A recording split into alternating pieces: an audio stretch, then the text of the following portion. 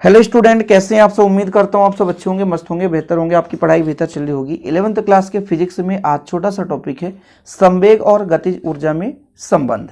तो संवेग क्या कहलाता है। सबसे पहली बात तो यही है भाई साहब कि मान लीजिए कोई आपके पास वस्तु है और उसका कुछ ना कुछ वेग होगा, यानी जब किसी वस्तु पर बल लगाते हैं तो गति करना स्टार्ट कर देता है। तो मान के चलता हूँ ये मेरे पास एक वस्तु है, इसका बच्चों कोई ना कोई वेग होगा। ये वेग कब होगा, जब इस पर बल लगाएंगे F। ठीक है, चलो तो बल लगाएंगे तो ये वस्तु गति करना शुरू कर देता है। तब यदि किसी वस्तु के संवेग की बात की जाए तो संवेग का फार्मूला होता है द्रव्यमान गुणे वेग। उसका द्रव्यमान कितना है और उसका वेग कितना है, दोनों का मल्टीपल बच्चों कहलाता है क्या, संवेग कहलाता है। यदि आपसे पूछ दिया जाए गतिज ऊर्जा कैनेटिक एनर्जी, तो ये होता है K बराबर 1/2 mv²। यानी किसी वस्तु में गति के कारण जो ऊर्जा निहित होती है उसको हम उसकी गतिज ऊर्जा कहते हैं। किसी वस्तु में गति के कारण जो उसकी ऊर्जा निहित होती है उसको हम क्या बोलते हैं, गतिज ऊर्जा। बस इन दोनों में संबंध स्थापित करना है बच्चों कि संवेग क्या है और गतिज ऊर्जा क्या है। तो ये तो क्लियर है। यदि मान लीजिए कोई वस्तु है जिसका द्रव्यमान स्मॉल m है, वेग v से गतिमान है, तब उसका संवेग कितना होगा। तो संवेग का फार्मूला होता है संवेग बराबर द्रव्यमान गुणे वेग, यानी P बराबर mv। तो हम संवेग को P से दर्शाते हैं द्रव्यमान गुणे वेग, और यहाँ से हम v का मान निकाल लें तो देखो m जो है गुणा में है बच्चों, यदि गुणा में है इधर आएगा तो भाग में हो जाएगा, तो P बटा m कर दिए। तो v बराबर P बटा m, ये हमारा वेग निकल कर आया। यानी कोई भी वस्तु गतिमान है तो उसका वेग कितना है, यदि संवेग पता हो द्रव्यमान पता हो तो दोनों का अनुपात कहलाता है उसका वेग। सिंपल है। तो v बराबर P बटा m। अब यदि हम बोल दें, इसको आप समीकरण 1 दे दिए, फिर आप बोल दें भाई साहब कि यदि वस्तु की गतिज ऊर्जा, तो गतिज ऊर्जा का फार्मूला कैनेटिक एनर्जी K बराबर कितना होता है, 1/2 mv²। ठीक है, mv²। अब v का मान रख सकते हैं हम समीकरण 1 से। समीकरण 1 से v का मान रखने पर, तो चलिए समीकरण 1 से v का मान रखने पर, v का मान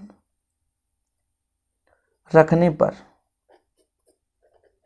रखो जरा, कितना आ जाएगा। तो k बराबर कितना आएगा बच्चों, 1/2 है ही है तो 1/2 कर दो, m है तो m कर दो, v का मान है p बटा स्मॉल m, स्क्वायर तो स्क्वायर लगा दो। इसके बाद कितना हो जाएगा, k बराबर 1/2, m है तो m रहने दो, ये p² हो जाएगा और नीचे m²। एक m से m कट जाएगा, यहाँ पे देखो एक m से m कटेगा क्योंकि नीचे 2m है। तो कितना निकल कर आएगा, k बराबर 1/2 और p² बटा m। अब भाई साहब एक काम करो, जो नीचे इधर जाएगा तो गुणा में हो जाएगा बच्चों। तो यदि मैं कह दूंगा p² बराबर, तो आप कहोगे इसको मल्टीप्लाई इधर कर दें तो 2mk, और यदि हम कह दें वर्ग इधर जाएगा तो p बराबर ये वर्गमूल हो जाएगा 2mk। यही है आपका क्या, संवेग और गतिज ऊर्जा में संबंध। तो आप लिख सकते हैं यही संवेग और गतिज ऊर्जा में संबंध है, गतिज ऊर्जा में संबंध है। 2 नंबर में क्वेश्चन पूछ दिया जाता है, छोटा सा क्वेश्चन है लेकिन ऐसे क्वेश्चन पूछे जाते हैं। तो चलिए इसका एक न्यूमेरिकल क्वेश्चन भी कर लेते हैं, कैसे न्यूमेरिकल क्वेश्चन भी 2 नंबर में आ जाता है। तो ये प्रश्न है, देखिए 10 किलोग्राम द्रव्यमान के एक पिंड की गतिज ऊर्जा 500 जूल है, तो भाई इसका संवेग कितना होगा। देखो हल कर देते हैं, बिल्कुल सिंपल है। गतिज ऊर्जा 500 जूल है, मतलब k का मान देके रखा है और द्रव्यमान देके रखा है। m बराबर कितना है, 10 किलोग्राम। 10 किलोग्राम हमारे पास m का मान है, तथा k बराबर दिया है कैनेटिक एनर्जी 500 जूल। कितना, 500 जूल। तो हमें क्या निकालना है, संवेग, यानी p बराबर, तो अंडर रूट कितना होता है 2mk, मतलब यहाँ पे हम 2m का मान रख दें 10 और भाई साहब k का मान रख दें 500।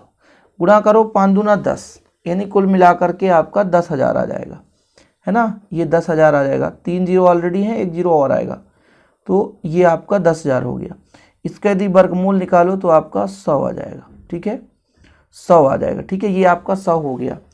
अब यदि हम p यानी संवेग का फार्मूला क्या होता है बच्चों, संवेग द्रव्यमान गुणे वेग, तो द्रव्यमान का होता है किलोग्राम, वेग का होता है मीटर पर सेकेंड, तो इसका मात्रक हो गया। तो यही तो भाई साहब P का मान है। ऐसे क्वेश्चन आ जाते हैं, तो फिर इस फार्मूले का कितना महत्व है। उम्मीद करता हूं समझ गए होंगे कि ऐसे क्वेश्चन भी आते हैं, 2 नंबर में आ जाते हैं और आपसे बनना भी चाहिए संवेग और गतिज ऊर्जा में संबंध। ओके बच्चों, वीडियो पसंद आए तो लाइक करके शेयर करिए। जय हिंद, वंदे मातरम।